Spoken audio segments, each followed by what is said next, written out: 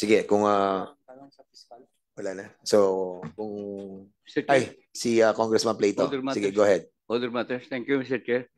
I'll just take this advantage kasi nandito naman ating guest. We're newly... Congressman Plato, other matters, mamaya pa po yan. Ha? Okay, pala ko ngayon. Ito po ngayon na. Hindi, baka pwede mo. Mamaya na muna. Okay. So, siguro, thank you so much sa ating pong provincial prosecutor saka sa ating pong... Our pleasure, Mr. po, Chair, at, and we thank the Senior Deputy Speaker for his dedication to preserving public order and safety. Thank you very much Thank po. you so much. At maliwanag na po yung magkakaroon na po ng ugnayan, yung ating pong mga assisting prosecutor na naka-assign po sa ating pong mga offices. Alam na po ba ito ng PNP? Alam na siguro ng PNP to, no? Yes. Alright. Yes po, nagpapa-seminar po kami dyan. Okay, sige. Salamat po. So we'll be proceeding. Ano ba?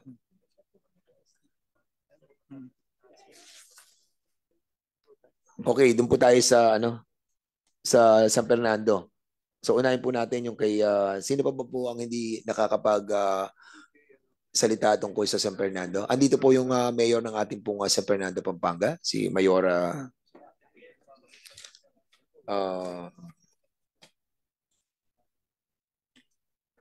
Mayora Vilma Kaluwag. So siguro yung tungkol muna po sa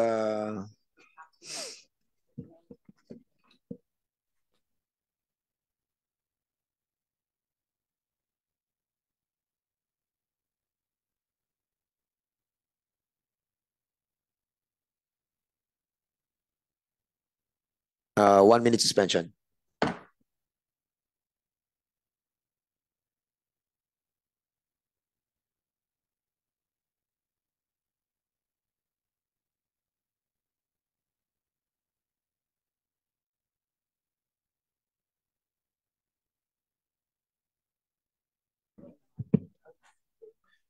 Hearing resume. So tingnan po natin yung sa muna sa San Fernando po.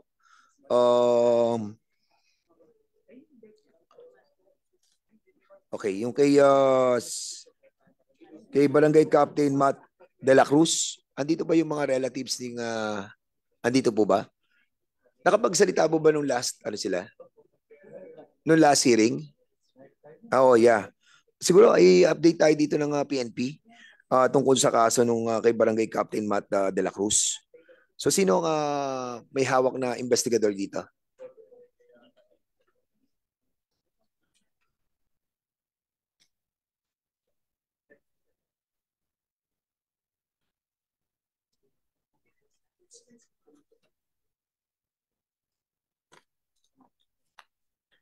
Ito yung kay Barangay Captain Matt De La Cruz. Andyan.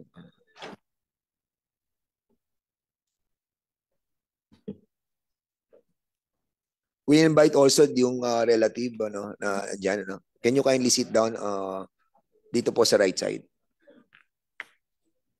So sinong may hawak ng kaso? Mr. Chair, Corporal David po, Benny David po. Okay.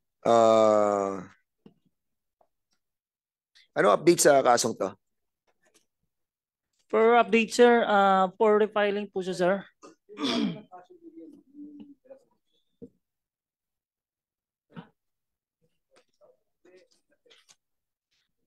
Give us the background of this case. This is about the murder and attempted murder, di ba?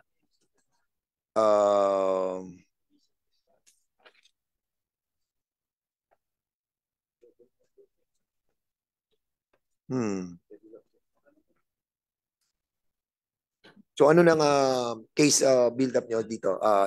PD kasama ba yan sa executive session natin? Yun sa... Hindi kasama. Kasama dati, di ba? Diyan. Kasama ba? Executive session?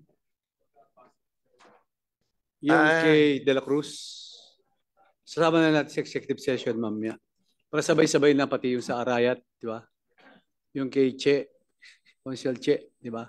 So siguro, I think we can proceed to other Hindi, San Fernando kasi andito na yan sa San Fernando, bro. So, yun muna natin yung si so kung kasama sa executive, yeah. Pakinggan muna natin. Ma'am, I think yung sa family nung ano no kay Matt de la Cruz, we heard your ano no, yung inyong pong mga salaysay no. Saka sa asawa ano ka na rin, di ba? At well, isasama natin sila sa executive session.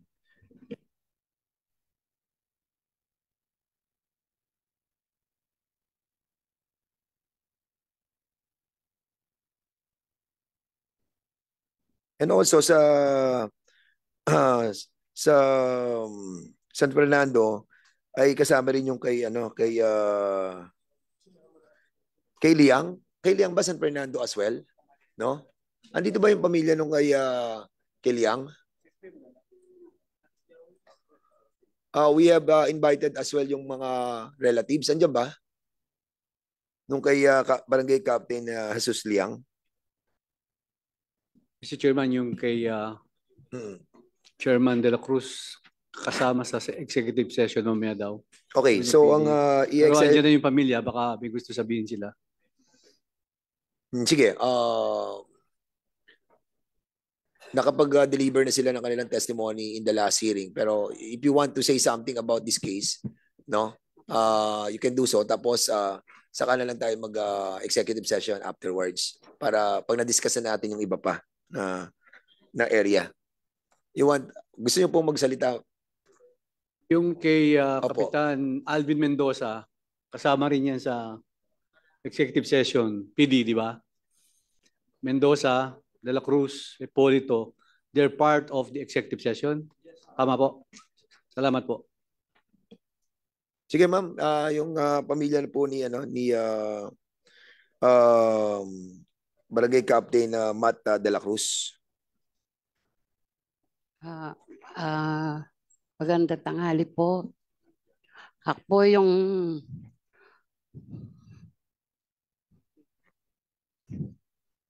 po yung nanay ng po yung si Matt Ryan de la Cruz. Nagsalita na po ako nung pumunta po ako dito. Pero po ang sabi ko, dahil po wala naman po talaga akong alam. Yung pong biglang-bigla na lang po ang pangyayari.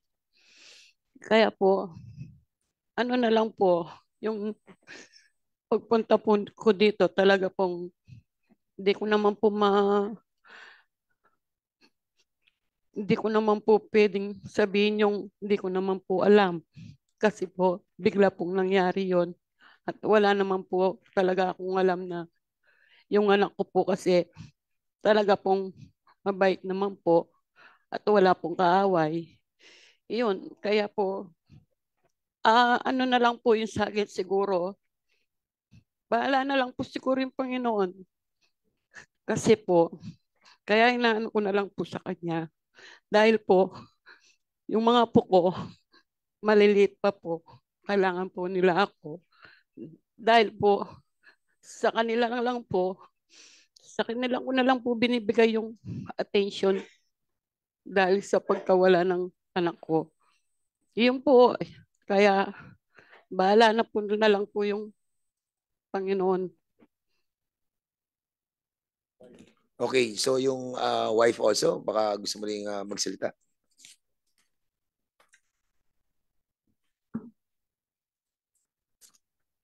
Katulad po nung sinabi po ni Mama Fem, pinapasa Diyos na lang po namin. Kasi hindi po namin alam yung mga kalaban. Tumulong na lang po yung gustong tumulong. Ang hirap po kuhanin ng hustisya.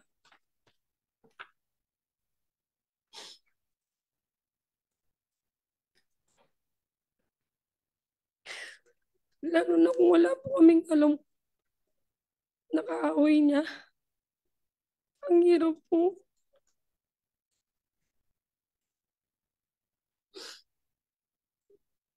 May pangamba din po ako. Baka balikan po kami.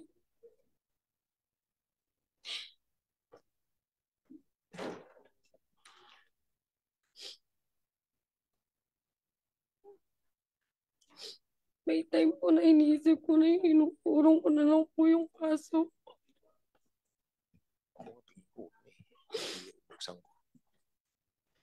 Sige, salamat yung sa kay Mrs. De La Cruz. Kasi dito sa report ninyo, meron kayong suspect na. Alam ba ng pamilya na may suspect na tayo? Alam niyo na may Opo. suspect? At dito sa suspect na sinasabi ng mga kapulisan natin, kilala mo niyo ba yung suspect? Hindi po. Taga saan yung suspect natin? PNP.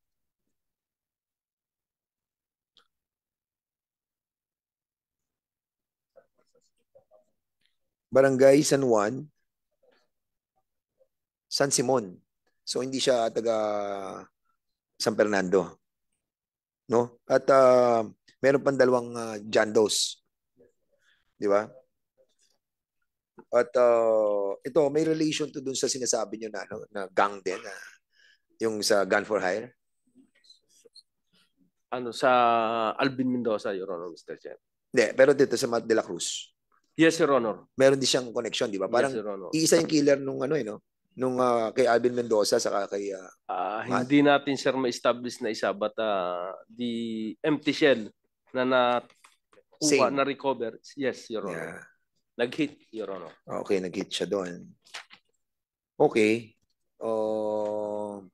At ito rin yung may backtracking tayo na ginawa. Sila ba yan? Hipólito, Your Honor, Mr. Chair. Sa Hipólito yung backtracking. Pero itong kay Matt De La Cruz ay identified yung suspect.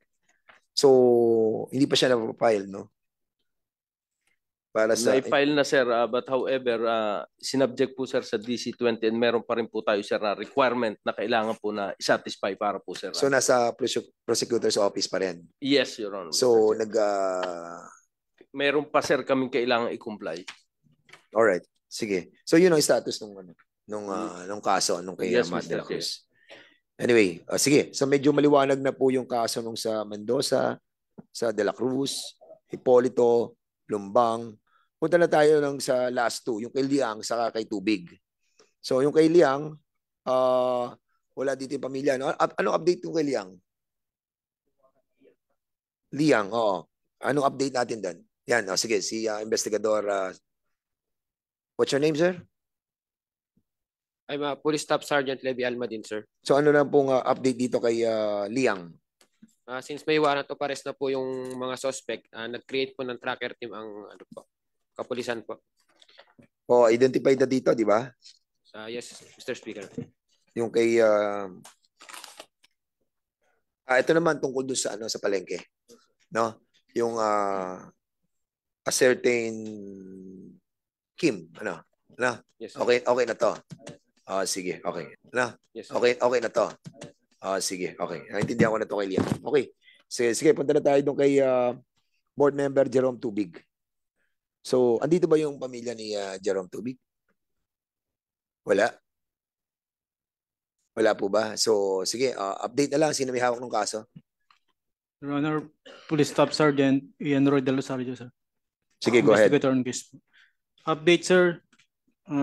On pre-trial na po yung kaso, sir. Yung tatlong naresto namin, dalawang on bail. Yung isa po nakakulong sa BJMP Bataan. Bali, last hearing po nila, sir, is December 6, 2024. Tapos, next hearing po nila is February 9, 2025 po, Your Honor. Okay. So, nakakulong na isang Yes, Your Okay, Honor. all right. Interrelated? Hindi. Wala doon sa kila Hipólito, Different motive, Your Honor, Okay. Mr. Chair. All right. Sige, okay. So, tapos na tayo doon sa binanggit po ng ating pong kagalang-galang na Deputy Speaker tungkol doon sa 6. And meron pong additional na mga death threats kay Barangay Captain ng Chairman, Yes, sir. before we move on dun sa Mabalacat, matanong lang po yung investigator on case dun kay Jerome Tubig. 3 arestado. Tama? Yes, Your Honor. 3 arestado, 2 naka-bail, 1 naka-detain. Yes, Your Honor. Bakit yung 2 naka-avail ng bail? Mayroon silang ni-record na bail, Your Honor. Kaya po sila nakapag-bail. Bakit anong case na final sa kanila? Frustrated murder, Your Honor. Injured lang po yun, Kasi Your Honor. itong si Jerome is Wife. nakasurvive. O why yung isa nakadetain? Hindi siya nag-bail nung ano? During po nung nahuli po sa warrant, Your Honor, nahulihan po siya ng granada, Your Honor. Kaya So ang detention niya explosives. yes, Your Honor. Hindi yung Yung frustrated murder. yes, Your Honor. Okay. Pero yung motive, what was the motive that was established? Land dispute, Your Honor. Sorry? Land dispute, Your Honor. Land dispute. Bakit si former ABC President Jerome Tobig is a landowner? What? May hinawakan pong kasong Your Honor. Siya po kasi yung board members na. Board members sa Your Honor. At the same time po is may mga hinawakan pong kaso, Your Honor, regarding sa lupa. Okay. Now kung land dispute, so may suspect din kayo that behind this killing. Kasi itong tatlo, ito yung operative, di ba? Yes, Your Honor. So you're telling this committee that this is a gun for hire na case? Because of land dispute? Di namin muna may establish, Your Honor, kung sila po is grupo sila, Your Honor. Hindi. Kasi doon sa Hindi kasi sinabi mo kanina, ang problema dito is land dispute. Now, kung land dispute, bakit itong tatlo ba na arestado, tsaka yung isang arestado, tsaka dalawang nakabail, are they the owner of that property? no, Your Honor. Oh, di hinire sila, di ba? Yes, Your Honor. Oh, di gun for hire na na case. Yun ang next question. Sinong suspect na naglagay? Kasi kung establish mo ng motive na land dispute, in short, itong tatlo hindi naman owner, what is the motive? Binayaran sila, tama. Now, sinong bumayad? Base doon sa nakuha namin judicial, Your Honor, sinabi lang po nung gunman na lupa lang po yung sinabi nilang dahilan, Your Honor. O hindi na kayo nagpalalim? Tinanong kung sino ang may-ari ng lupa na may kaso na involved yung former legal president? Yung biktima? Nagtanong naman kami, Your Honor. Kaso yun lang po yung sinabi dun sa based dun sa affidavit ng gunman, Your Honor. O si Polito, ang biktima. Anong statement niya? Hindi po namin nakausap, Your Honor, yung biktima. Bakit? Bakit hindi niya nakausap? During that time po na incident, Your Honor, ilang buwan po siyang nakaratay sa hospital, Your Honor. Ito na ngayon. Hindi pa ba siya nakalabas? Hindi pa siya pwedeng kausapin? Kinuha na po nung pamilya niya, Your Honor, kaya hindi na namin nakausap, Your Honor. Kinuha ang pamilya na? Nakatira na po siya ngayon, Your Honor, doon sa family niya ngayon, Your Honor. So? Kasi ang naging complainant, Your Honor, is yung wife po niya, Your Honor. Hindi, yun nga eh. Siyang biktima, hindi niyo malang kinausap nung pwede na siyang kausapin para i-establish natin ang motive. Di ba? But of course, hindi naman hook, line, and sinker na tanggapin natin yung statement niya. Pwede rin kasi politika, ikakabit niya ngayon yung issue sa lupa, di ba? Yes, but the question is, bakit hindi niyo siya kinuna ng statement? Di ba? PD, di ba dapat standard operating procedure natin yan?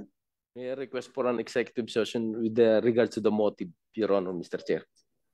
Mr. Chair. Go ahead, Chairman Akop. The PD of Pampanga has been asking for an executive session. May I know the basis why we're going to conduct executive session when our rules specifically mandates the reasons why we should conduct executive sessions? Are you aware of that, PD? Yes, Your Honor, Mr. Chair. Would it affect national security? No, Your Honor, Mr. Chair. Oh, so why are you asking for an executive session?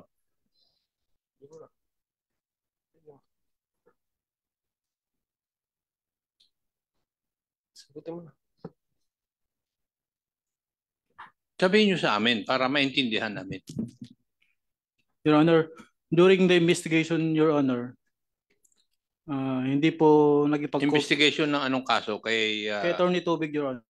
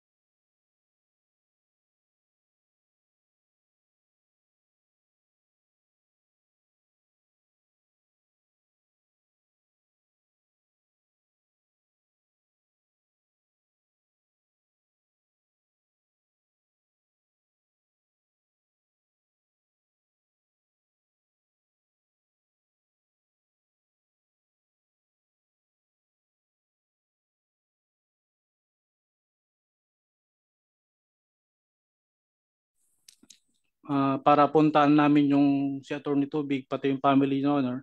Kasi po, hindi sila nag-reach out sa inyo, tapos pinuntahan po namin. Hindi sila nag-cooperate until yung asawa po niya, Your Honor. Yun po yung lagi namin nakakausap. At yun na rin po yung tumayong complainant, Your Honor. siya na rin ang complainant. Yes, Your Honor. So, what is so secretive about it na kailangan ng executive session?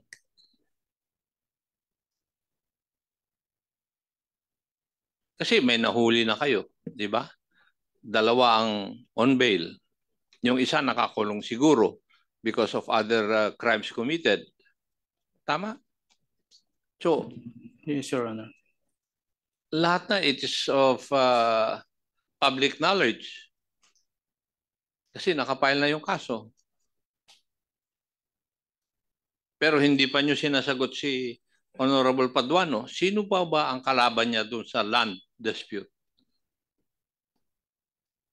Na sinasabi ninyo na motive ng kaso.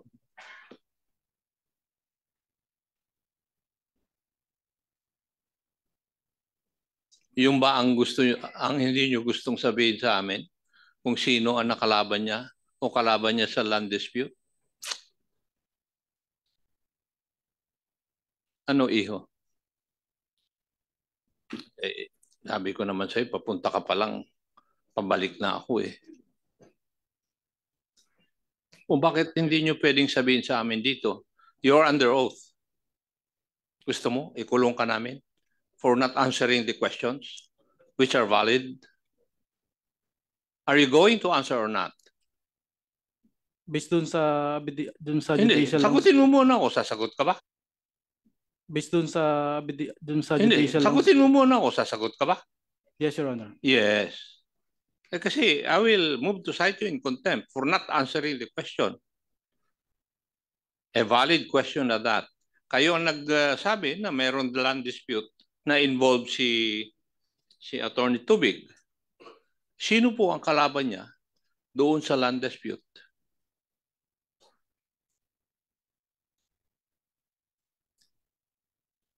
Are you going to answer or not? I do not have enough time here. Yes, Your Honor. Personally, Your Honor, wala kaming nakuha information kung sino po yung kalaban niya, Your Honor. Paano nyo sinabi na land dispute? Nag-base lang po kami dun sa extrajudicial confession po nung gunman, Your Honor.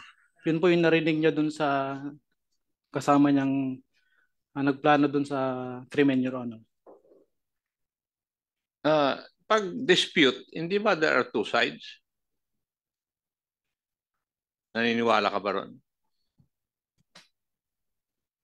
Yes, Your Honor. Yes. So meron dalawa na contending parties. Yung isa, si Attorney Tubig, sino ang the other side, the other party? Kayo po nagsabi na land dispute eh, hindi naman kami eh.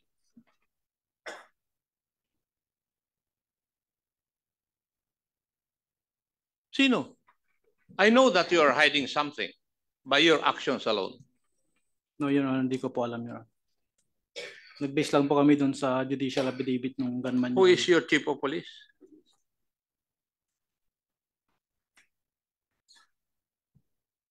Good afternoon, Mr. Chair, sir. Police Lieutenant Colonel Roy Calulot po, sir. Ikaw ang chief of police. The current Chief of Police Officer. And San you do not know also the other contending party? No, Your Honor, sir. Why did you not look for it?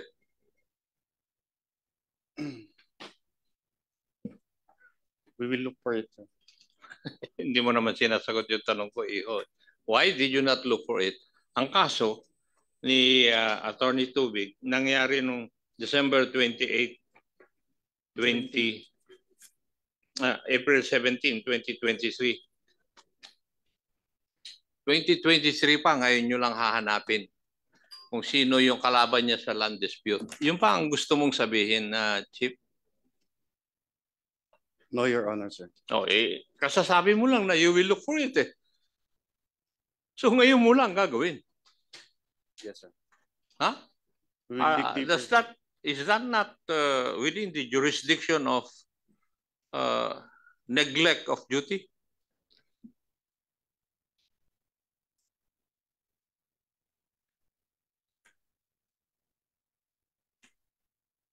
Attorney Balmonte, you were the legal officer of CIDG before. Tama ba yung kasagutan ng hepe?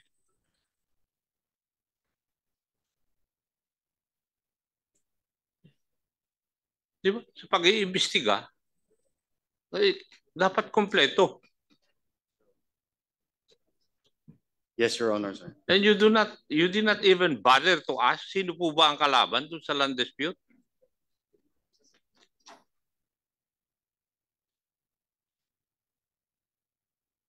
Huh? Kung ang chief PNP, relieve ka kaagad sa akin. Oo.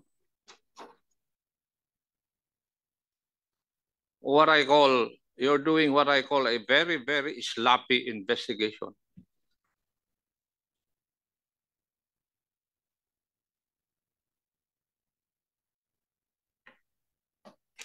I do not know why.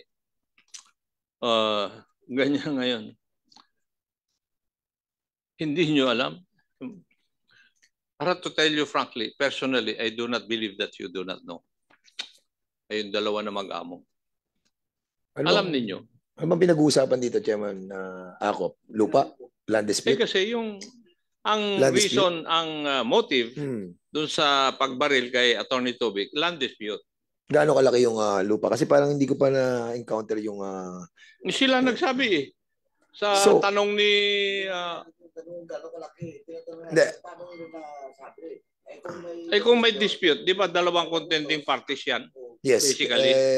Alam nila yung kalaban, si Attorney Tubig. Kaya nga, sinong kalaban ni Attorney Tubig? When I was listening to the discussion ninyo, parang hinahanap ko dito sa sinabit nila. Hindi ko lang mabasa. Marami dito sinumpahan sa Laysay.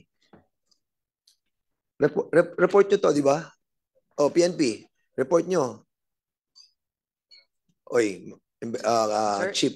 Sir, if I may be allowed to speak, sir. Sige, go ahead, RD. I will take the cudgels for these people, sir.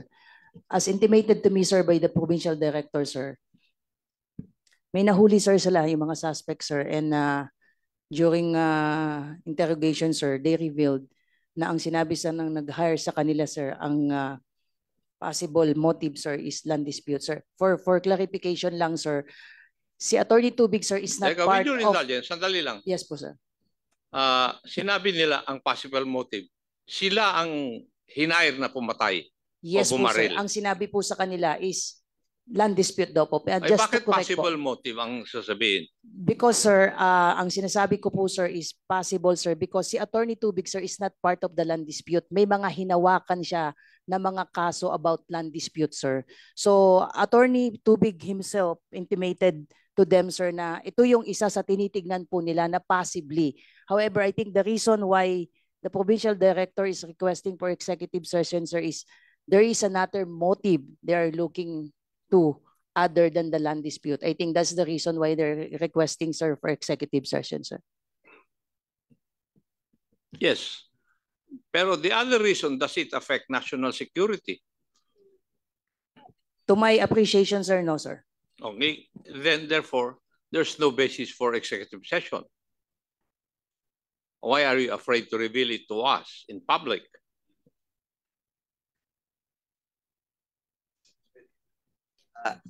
Chairman? Yeah, go ahead, Chairman Mr. Chairman, Paduano. ano lang, just 2 cents worth na ano lang suggestion ko. Can we suspend just for 1 minute, then let the RD and the PD approach us? Para lang tingnan natin kung ano talaga yung ano. Kasi parang inamin na hindi talaga national security consideration, pero parang napakahirap para sa kanila. Di, pakinggan natin. Ano bang mahirap doon sa sasabihin niyo? Yun. Parang Ano lang po, may may suggestion lang po na baka pwedeng ano. sige, 1 minute suspension.